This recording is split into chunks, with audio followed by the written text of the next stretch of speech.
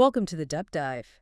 Today, we're taking a close look at a really specific incident. Yeah, it involves federal agents, protesters, and an immigration raid. Right, and the setting is, well, pretty unexpected. We're working from a single source for this one, an excerpt from CBS News. And our goal here is really just to pull out the main facts for you, Yeah. to help you quickly get what happened and what makes this particular event stand out. Okay, so let's paint the picture. It's a Thursday, Southern California. Not in a city center or anything. No, exactly. It's happening at a cannabis farm.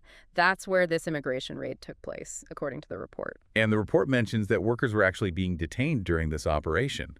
You know, standard procedure for an immigration raid in terms of targeting workers. But what happened next wasn't maybe so standard. Right. Almost immediately, it seems, a crowd of protesters gathered outside the farm. Well, the detentions were still going on inside. Yeah, exactly, as it was unfolding, which, suggests a pretty rapid response from the community or activist groups there. Okay, so you have agents inside detaining workers and protesters gathering outside. What then? Well, that's when things escalated.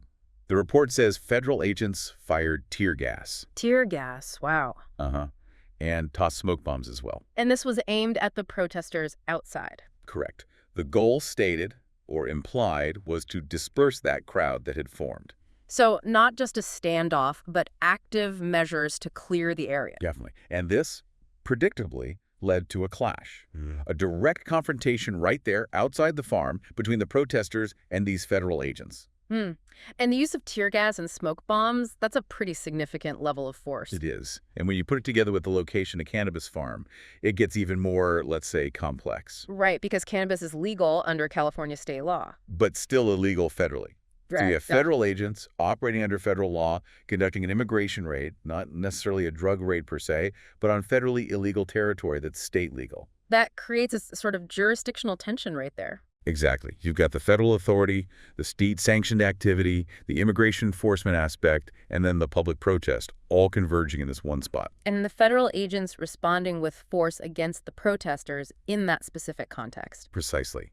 It really highlights that friction point where different levels of law and public sentiment meet, especially around sensitive issues like immigration and, well, cannabis cultivation. Okay, so let's try to pull this together then. What's the core takeaway for you? I think the main thing is you have this single, pretty intense incident. You've got federal agents using things like tear gas, smoke bombs. Against protesters. Against protesters, yeah. Yeah. During an immigration raid. And the backdrop for all of this is a cannabis farm in Southern California. It's that unique combination of factors that makes it so notable. So thinking about all the specifics, the cannabis farm setting, the fact it was an immigration raid, and then the federal response with tear gas and smoke bombs against the people protesting. What does that specific combination make you think about, regarding how federal power, state laws, and public protest are intersecting right now?